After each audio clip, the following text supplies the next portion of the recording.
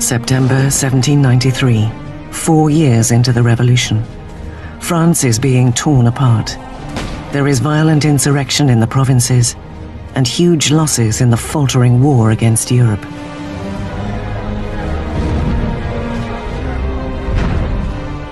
In a humiliating defeat, the British take the port city of Toulon. Europe is eating away at France's borders.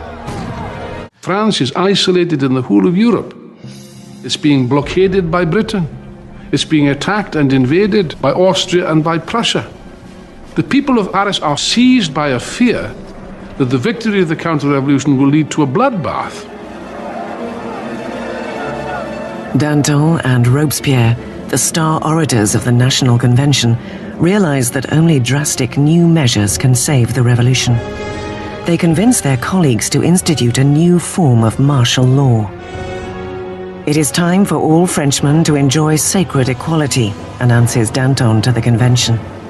It is time to impose this equality by signal acts of justice upon traitors and conspirators.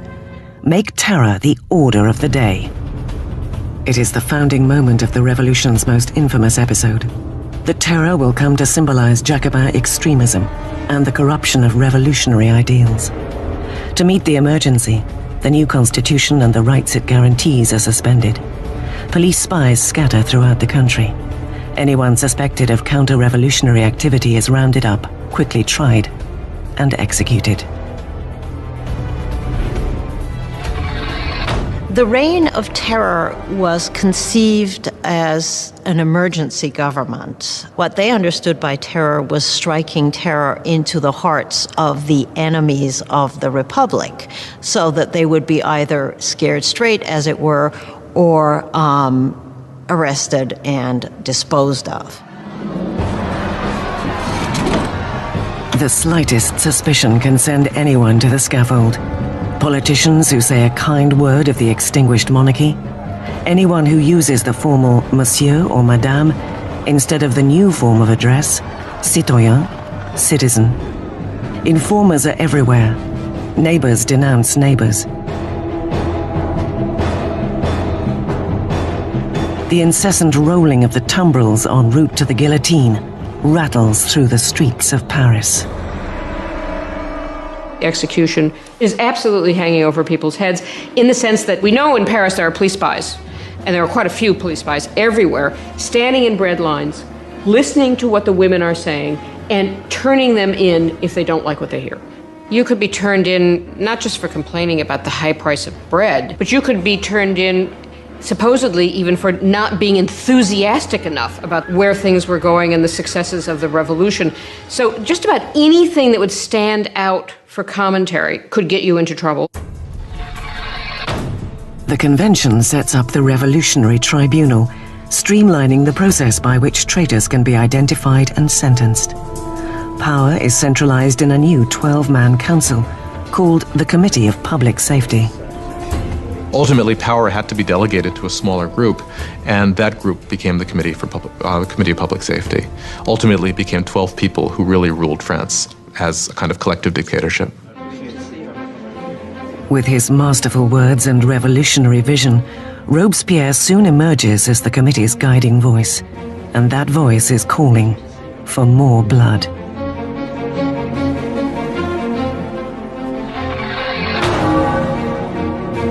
One of the paradoxes in Robespierre's political life is that he very early on is a passionate opponent of the death penalty. And of course, this is thrown back in his face later when he becomes an equally passionate proponent of terror and the guillotine. He never particularly responds to that except to say, well, times have changed. The revolution has hardened Robespierre. Once a fierce supporter of a free press, he now reinstates censorship. The Catholic Church, already mauled by the revolution, faces a new threat. Robespierre endorses one of the most radical revolutionaries, Jacques-René Hébert, as he proposes a program of de-Christianization. When the crisis of the war and internal rebellion is at its height, people begin to say the root of all the problem is priests, is religion. And what we've got to do if we're ever going to be safe against the enemies of revolution is destroy the power of the Catholic Church. Superstition, fanaticism, that's what religion's all about. And therefore, what we have to do is stamp out this whole thing entirely. Streets carrying the word saint are renamed. Religious icons are destroyed and replaced with tributes to the new saint, Marat. The church came to seem simply the enemy to the radical revolutionaries. Churches and cathedrals are simply stripped of their altars. Stained glass is smashed, statues are smashed, the wealth of the churches is simply carted off. Of course, for European opinion, this was something even more shocking than the death of the king. The terror spreads across France. Insurrections are put down with swift, unrelenting brutality. In the city of Lyon, where counter-revolutionaries are gaining ground, the National Convention's representative sets a brutal example. Hundreds of rebels are tied up, marched into fields, and mowed down en masse.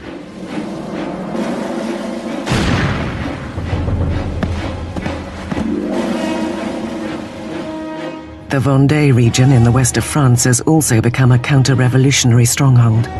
Rebels and priests are tied up and drowned in the Loire, a national bath to accompany the national razor. Up to 100,000 people are killed in the Vendée alone. In Paris, the guillotine falls at an ever more frenetic pace.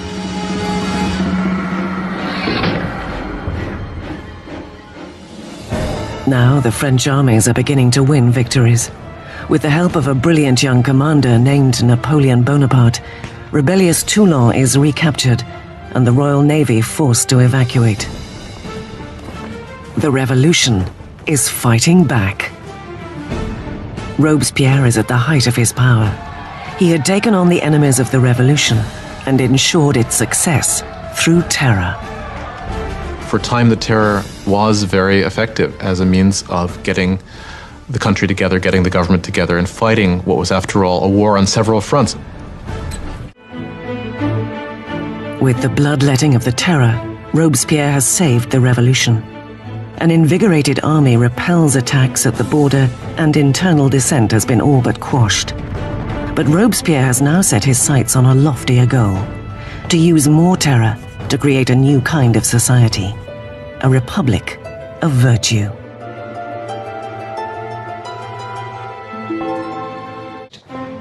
On the 5th of February 1794, Robespierre gives a speech outlining his philosophy.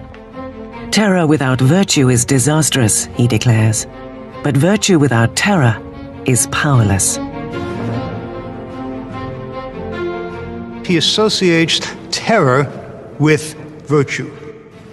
Terror at that moment becomes in his thinking an instrument by which you create virtue. But others disagree. For Danton, the revolution is heading down the wrong path. He and his followers, the Dantonists, believe it is time to bring terror to an end. It has served its purpose, and is in danger of feeding the revolutionaries into their own fire. By the spring of 1794, things are beginning to go better. The food situation is no longer so bad, and the war effort is going better, and Danton is basically saying we need to get a new footing for the government. We need to move to a kind of normalization. Robespierre believes it's too soon. Danton will start organizing a group to argue that we should end the terror. Robespierre will see this as a direct threat to the government. He will not see it as just a difference of opinion about the direction of policy. He will see it as potential treason. And in Robespierre's Republic of Virtue, there is only one response to treason. The Dantonists are rounded up and quickly sentenced to death. Robespierre has sent thousands to their deaths, but is uneasy with the actual process. He will not attend the beheadings of his former friends and allies. As he steps up to the blade, with typical bravado, Danton tells the executioner, "You will show my head to the people. It is worth seeing."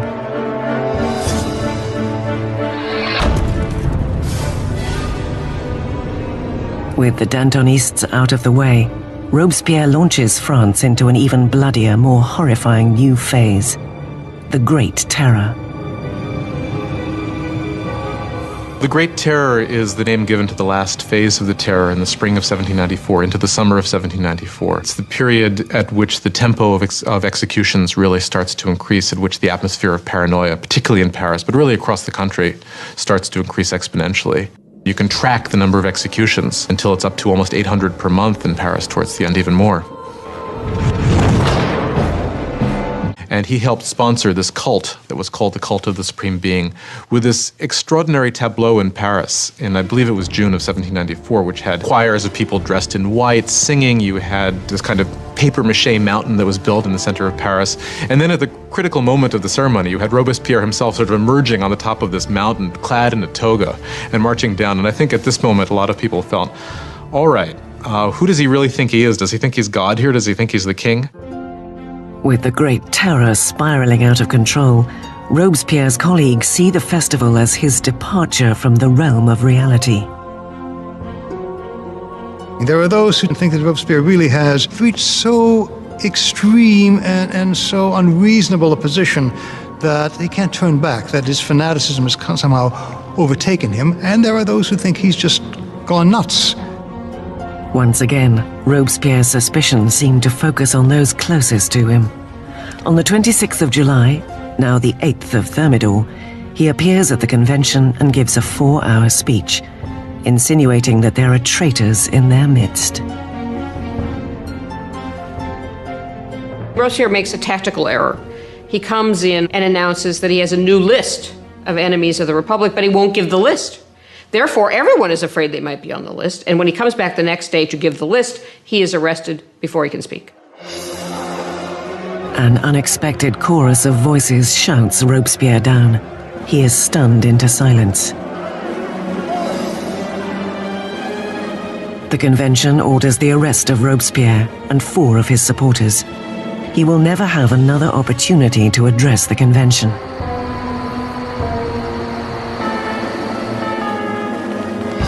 The following day, Robespierre is freed by his supporters, but immediately declared an outlaw and recaptured by the National Guard. In the process, one of Robespierre's allies throws himself out of a window. Another shoots himself on the spot. And Robespierre is found semi-conscious, with a bullet wound to the face, his jaw shattered from an apparent suicide attempt.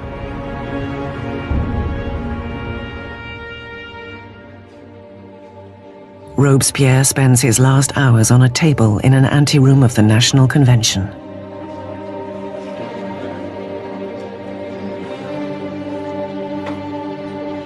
As he is ridiculed and insulted by his former colleagues, Robespierre is unable to respond. The Grand Master of Oratory has been silenced. In the Conciergerie, where the last Queen of France had preceded him, Robespierre is prepared for the national razor.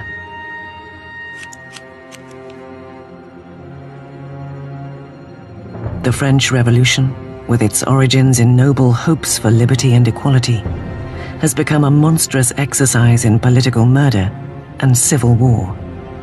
At its head had been Robespierre, convinced that only terror and absolute ruthlessness could save the revolution from its many enemies. But the atmosphere of suspicion and paranoia that he has created will require him as its final victim. It turns out that there is a great deal of enthusiasm for ending the terror. Nobody can figure out how to do it. And what turns out to be the case is that the only thing that will end the terror, and apparently the only thing they can all agree upon, is the fall of Robespierre. On the 27th of July, 1794, the guillotine comes down on the incorruptible, and the last blood of the terror is shed.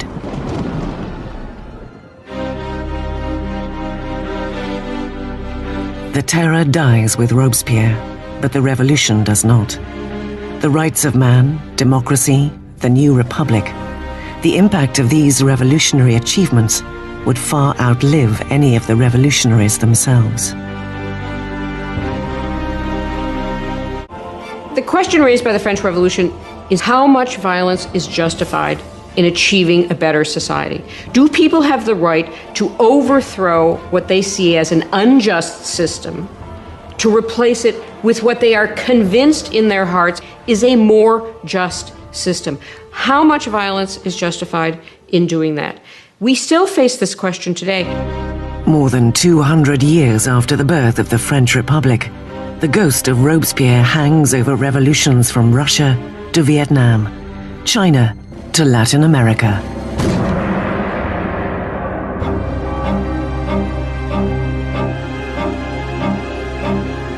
The French experiments with democracy have inspired models all over the world. Wherever tyranny takes root, the cry for justice can be heard, for liberty, equality, fraternity, for revolution.